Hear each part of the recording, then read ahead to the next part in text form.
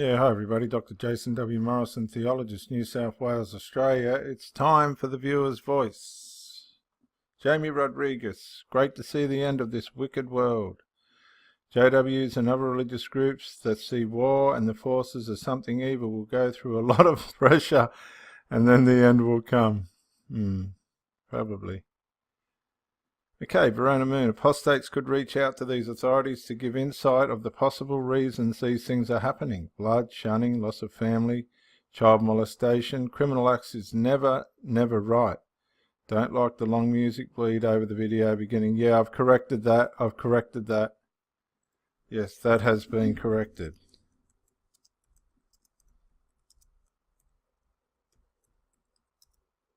Apologies.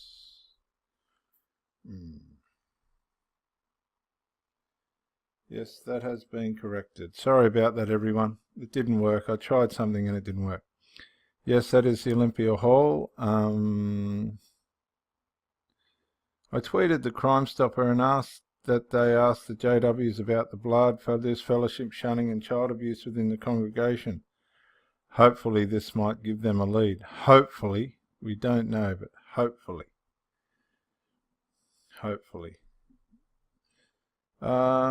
Let's just go up. The Unreluctant. Police. Here is a tip. This is to the police. Look through all the files kept secret and hidden away from law enforcement contained within the hall or within folders kept at the elders' homes. It is quite possible that this individual, and I'm not saying the one within the video, has got a grievance on how his or her child molestation, our daughter's son, was handled by some elders, and its subsequent cover-up. Yep, I'm on the same level with you, the Unreluctant. Christine Overlay. I share this with a social worker and ex-JW that dealt with the Key Largo murder-suicide. She was involved in that investigation. She would be very helpful to the Washington Police Department there. Thanks, Christine. Naomi Ally. Apply D2 witness rule. Leave it in Jehovah's hand. Blessed kid's tears has reached the heavens. Yep, that's exactly right. Enjoy the moment. Could be an inside job. Probably hired anonymously to bring sympathy to JWs. Well, that's a possibility as well, isn't it? Venora Moon. Dear Doc, thank you from the heart for the work you put in to keep us posted on what is going on around the world. As much as I would like to do my own research, I just never have the time. You've been a blessing, and all you'll find gives encouragement that maybe now the world is being awakened to the JW lies and oppression. Thank you. It was a pleasure. We're starting a house next week. I'm not sure how I'm going to go. Here's Zen Galelo. Yes, the message being sent is clear. Hopefully that officer is lying, that he doesn't know the message. Yeah, you're right there. Hopefully he is. How are you, mate? I hope you're doing well. JW Suicides. I hope you're well. Hang on. We better go up to the Anglo-Scottish Astura Pagan. Okay. I wouldn't be surprised if Kingdom Halls start being torched down while imprisoning worshippers inside. Keep up showing the videos and I'll keep watching them. Thank you, hails to you, pro-theologist. Okay. I hope that doesn't happen, but it's a possibility. It happened with the Millerite cult. It sure did. Now, Charles Taze Russell originated out of the Millerite cult, didn't he? Let's just see if we can get something on that. Bear with me for a minute. Millerites. Let's just see what we can find on the Millerites. My machine's running a bit slow. The Millerites were followers of the teachings of William Miller, who in 1833 first shared publicly his belief that the second advent of Jesus Christ would occur in roughly the year 1843. Now, Charles Taze Russell was involved with this bloke in the sense of that he believed what he was saying. Miller was a prosperous farmer, a Baptist lay preacher, and student of the Bible living in northern New York, in the region of the state which has become to be known as the Burned Over District. Now, let's have a quick look into this while we're here. We may as well, you know. Millerites were the followers of the teaching of William Miller, who in 1833 first shared publicly his belief that the second advent of Jesus Christ would occur in roughly the year 1843 or 1844. Coming during the Second Great Awakening, his beliefs were taken as predictions, spread widely, and were believed by many, leading to the Great Disappointment. It was called the Great Disappointment. I remember this now. Let's just go down. The Great Disappointment. October 22nd, 1944, the day Jesus was expected to return, ended like any other day, to the disappointment of the Millerites. Both Millerite leaders and followers were left generally bewildered and disillusioned. Responses varied. Some Millerites continued to look daily for Christ's return. Others predicted different dates, among them April, July and October. Some theorized that the world had entered the seventh millennium of the Great Sabbath and that therefore the saved should not work.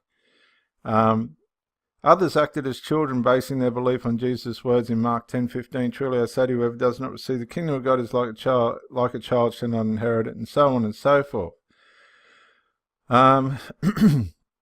Some members rejoined their previous denominations, while a substantial number became Quakers. Hundreds joined the Shakers, who believed that Christ had already appeared for the second time in the person of Mother Ann Lee. Oh dear, oh dear. Oh dear. The Adventist impact was greatest on the Shakers' villages at Union Village, Whitewater, Ohio, Harvard, Massachusetts, Canterbury, New Shire. Some remained Shakers for the rest of their lives, others left after a short time. Now, the Millerites, this Miller bloke, they got bashed up. They got really damaged. There was some very bad violence over this. But there's some insight into the Millerites. Okay. Thanks for bringing that up. Anglo-Scottish Saxon JW suicides. I really don't want to rank and file JWs to come to harm this way. That's right.